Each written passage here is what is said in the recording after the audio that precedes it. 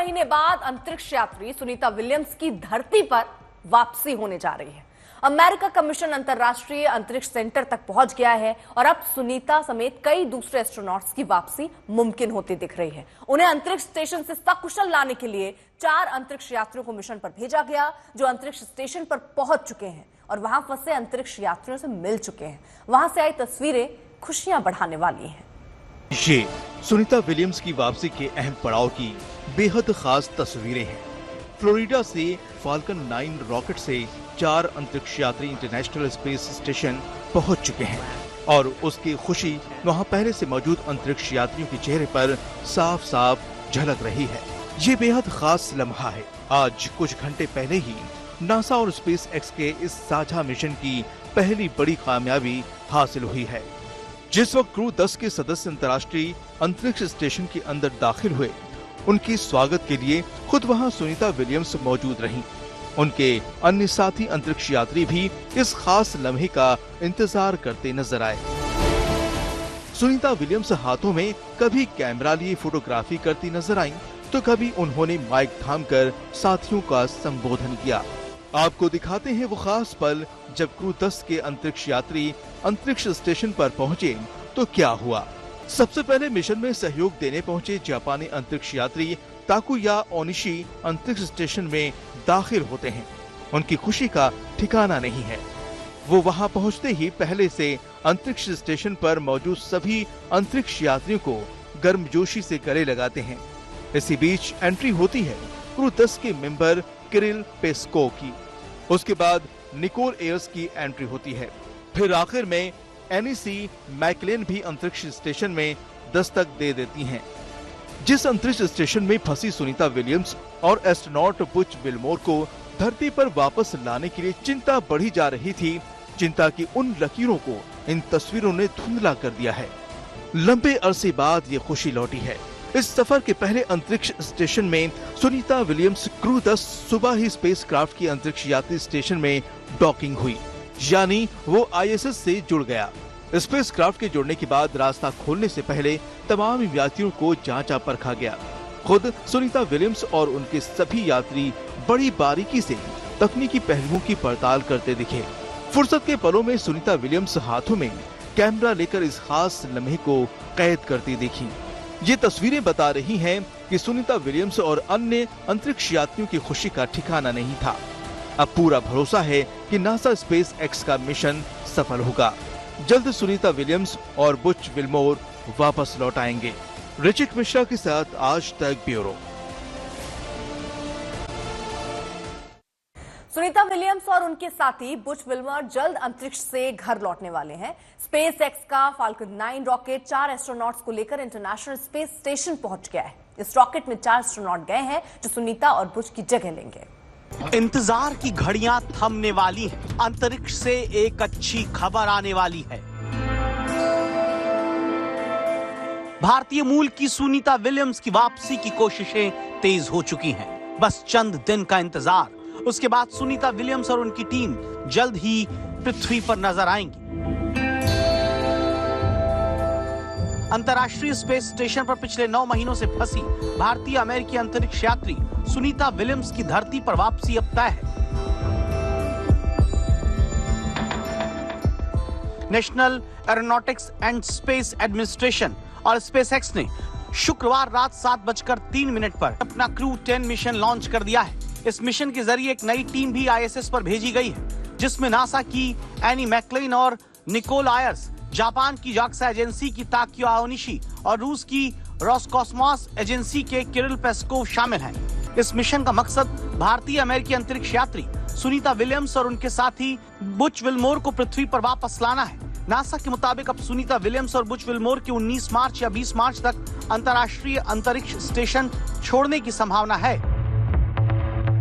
हालांकि crew 10 mission को 12 मार्च को स्पेसएक्स के फाल्कन 9 से लॉन्च किया जाना था।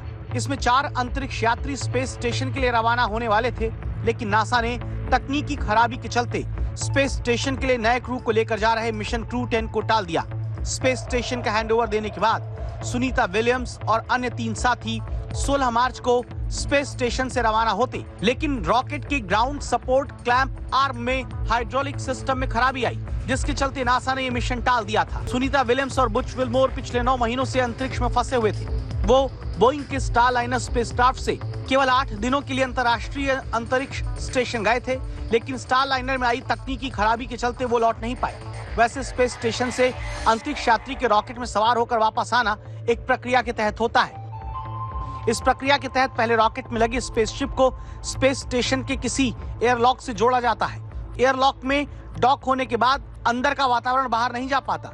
इसके बाद सारी सुरक्षा जांच करने के बाद स्पेस शिप के दरवाजे अंतरिक्ष यात्रियों के लिए खोल दिए जाते हैं। अंतरिक्ष यात्री अपने स्पेस सूट पहनकर स्पेस शिप के अंदर जा सकते हैं। इसके बाद डॉक स्पेस शिप को स्पेस स्टेशन से अलग कर दिया जाता है और थ्रस्टर्स यानी छोटे जेट इंजन के जरिए उसको कंट्रोल किया जाता है और उसके निर्धारित रास्ते पर लाया जाता है। स्पेस शिप की धरती में वापस आने के लिए भी लंबी प्रक्रिया पूरी करनी पड़ती है।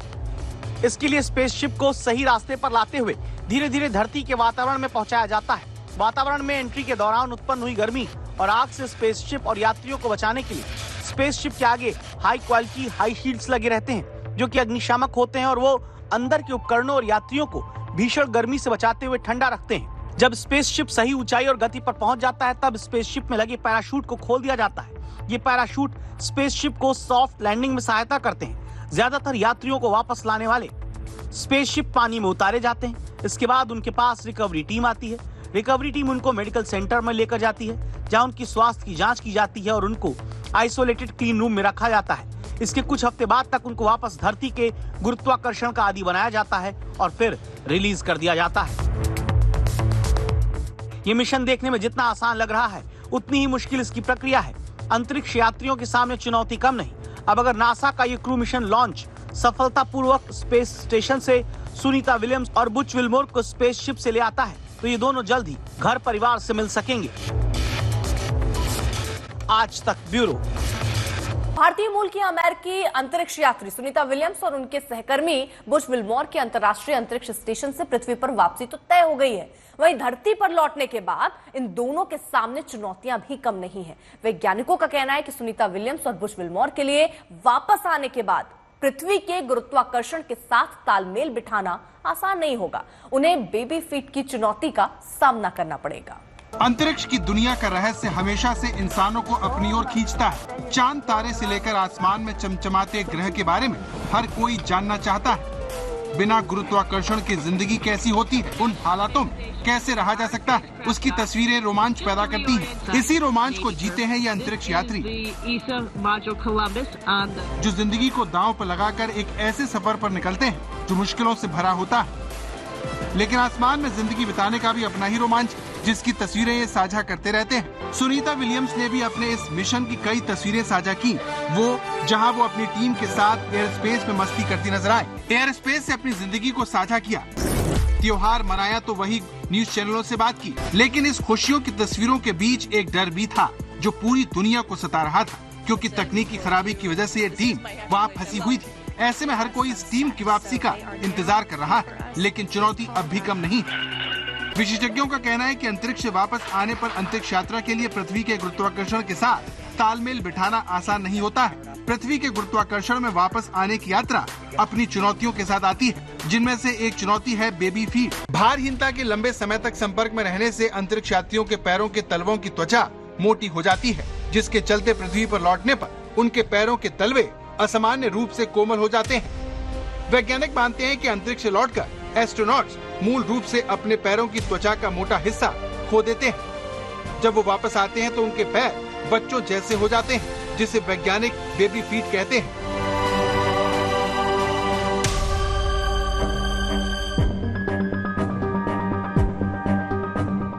इसके अलावा गुरुत्वाकर्षण में अचानक लौटने से चक्कर आना, भारीपन और संतुलन की समस्या भी हो सकती है।